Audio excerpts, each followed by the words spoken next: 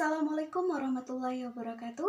Perkenalkan, nama saya Putriana. Saya dari Prodi Pendidikan Bahasa dan Sastra Indonesia angkatan 2020.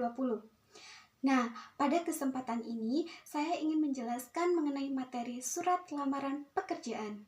Apa sih yang dimaksud dengan surat lamaran pekerjaan? Sebelum memulai pembelajaran mengenai surat lamaran pekerjaan kali ini, alangkah baiknya kita awali dengan doa terlebih dahulu. Kita berdoa menurut keyakinan masing-masing. Berdoa, mulai. Berdoa, selesai. Gimana anak-anak kabarnya hari ini? Semangatkah untuk menerima pembelajaran? Masih ingat kita akan belajar tentang materi apa? Ya, materi surat lamaran pekerjaan. Kenapa sih kita harus belajar mengenai surat lamaran pekerjaan ini? Oh iya, hampir saja ibu lupa. Ada sebuah gambar yang harus kalian amati. Gambar apakah itu? Lihat gambar berikut. Dari gambar yang ibu tampilkan, ada yang bisa menjelaskan kepada ibu tentang apa gambar tersebut? Ya, betul. Gambar tersebut adalah gambar seseorang atau sekumpulan orang yang melamar pekerjaan di sebuah instansi atau perusahaan. Mereka bahkan rela antri untuk mendapatkan pekerjaan yang diinginkan di suatu instansi atau perusahaan yang mereka lamar. Nah, dari gambar tersebut juga kita bisa amati di tangan mereka membawa map coklat. Map coklat berisi tentang apa ya, Bu? Tentu, map coklat itu berisi tentang surat lamaran pekerjaan. Perlu kalian ingat ya anak-anak, sebelum kita melamar kerja, kita harus mempunyai bekal pengetahuan yang sangat baik. Oleh sebab itu, kita sebagai siswa atau mahasiswa dianjurkan untuk giat belajar agar mendapatkan hasil yang baik, sehingga ketika kita lulus, kita tidak kesulitan saat mencari pekerjaan. Bu, kenapa ada materi teks surat lamaran pekerjaan? Nah, jawabannya, materi surat lamaran pekerjaan sebagai bekal untuk melamar pekerjaan di masa depan. Pasalnya, kelas 12, SMA, MA, SMK, dan sederajat adalah tahun terakhir siswa dalam program wajib belajar 12 tahun.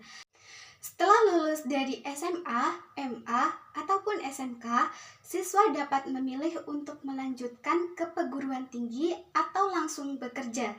Jika siswa memilih untuk langsung bekerja, materi ini dapat menjadi salah satu acuan dalam menyusun surat lamaran pekerjaan. Tentunya, setiap siswa memiliki keahlian dan keinginan yang berbeda-beda. Lantas, bagaimana cara kita mendapatkan pekerjaan sesuai dengan kemampuan yang kita punya? Langkah pertama yang dapat kita lakukan adalah dengan menulis surat lamaran pekerjaan dan mengirimnya ke instansi atau perusahaan yang membuka lowongan pekerjaan. Jelaskan terlebih dahulu pengertian surat lamaran pekerjaan. Surat lamaran pekerjaan adalah surat yang digunakan seorang pelamar kerja untuk mengajukan diri kepada instansi atau perusahaan yang membuka lowongan pekerjaan. Surat ini bersifat resmi, sehingga bahasa yang digunakan bahasa formal. Terdapat dua jenis surat lamaran pekerjaan berdasarkan jenis pembuatan sebagai berikut.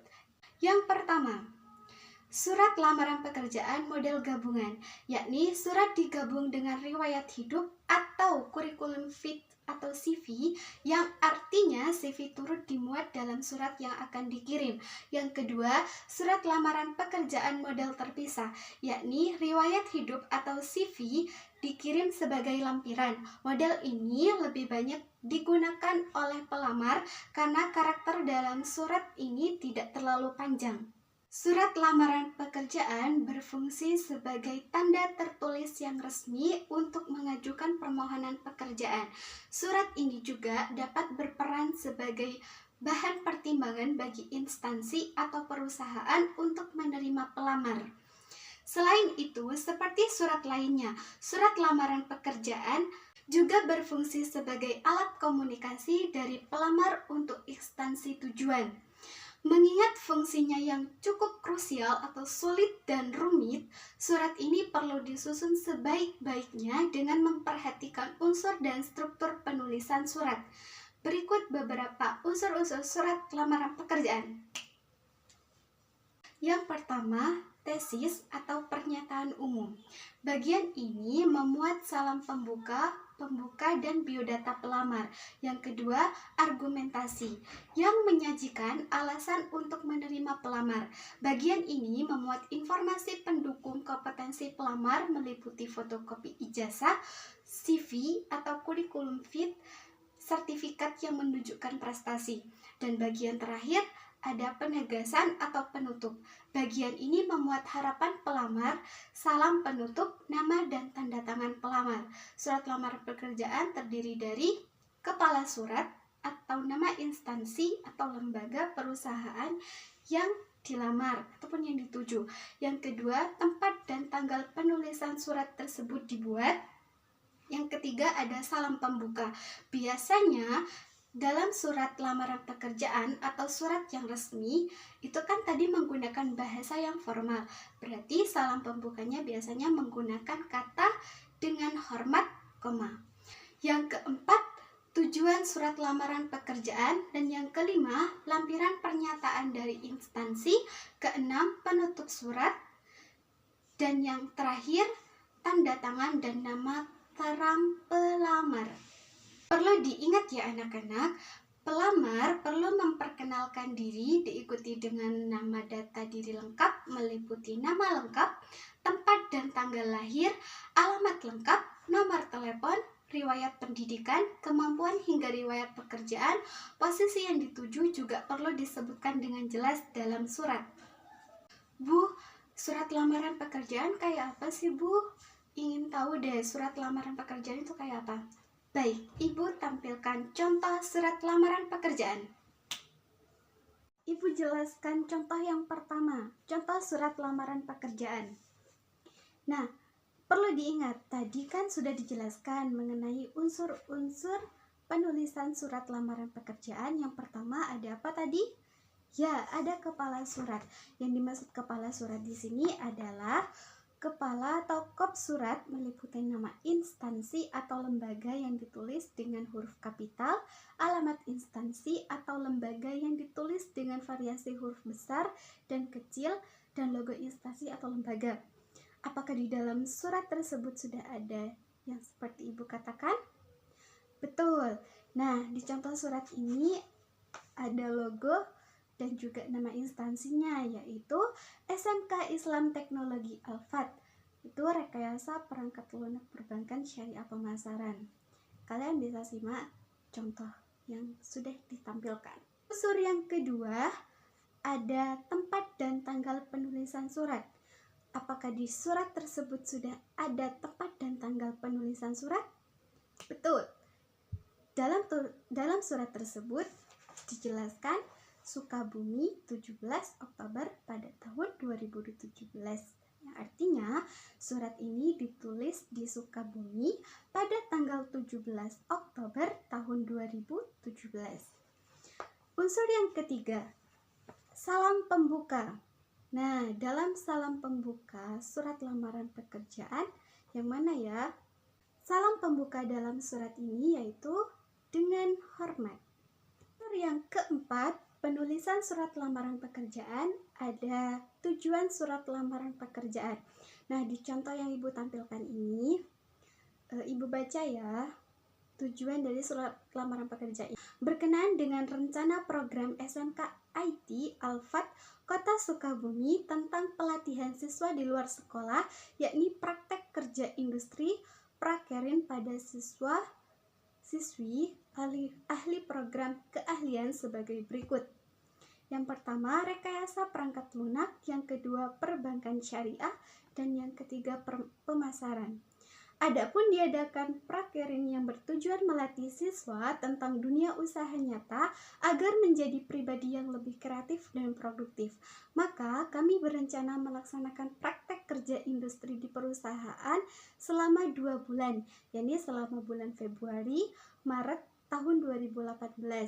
Maka dalam hal ini kami mohon kerja sama Bapak atau Ibu pemimpin perusahaan agar siswa dan siswi kami bisa melaksanakan praktek kerja industri prakerin di perusahaan yang Bapak Ibu pimpin.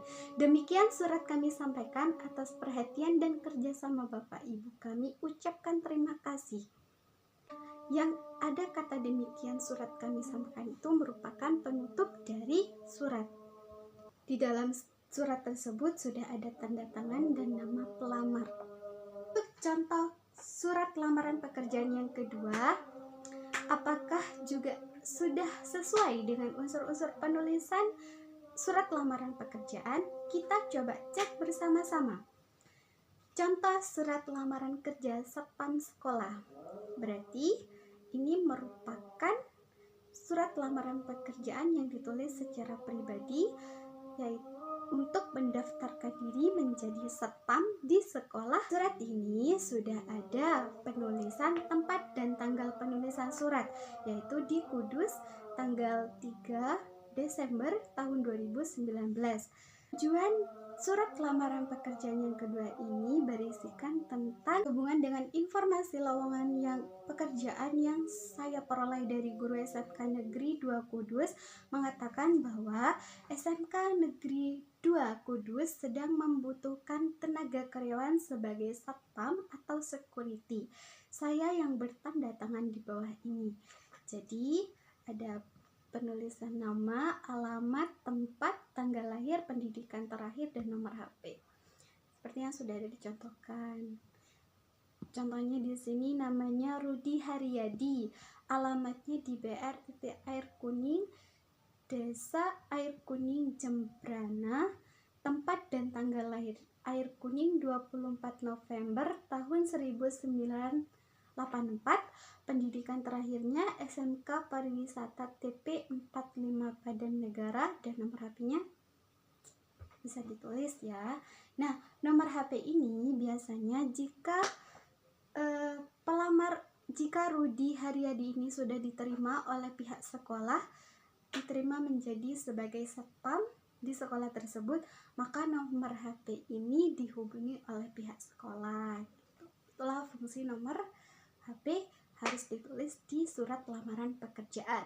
Berikut saya lampirkan beberapa dokumen pendukung surat lamaran kerja, antara lain daftar riwayat hidup, fotokopi ijazah terakhir, fotokopi transkrip nilai, fotokopi SKJK, fotokopi KTP, surat pengalaman kerja, dan pas foto terbaru berwarna 4x5 lembar. Itu biasanya persyaratan dari pihak perusahaan sendiri. Dan sebagai pelamar, kita harus melengkapi syarat-syarat yang sudah ditentukan oleh perusahaan.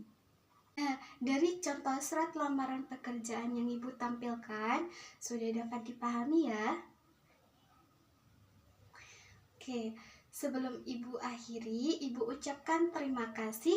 Semoga materi ini dapat dijadikan sebagai referensi, bahkan motivasi untuk menata kehidupan di masa yang mendatang bagi calon-calon pencari rezeki. Ibu ada kata-kata buat kalian. Kesuksesanmu tergantung seberapa keras dirimu belajar.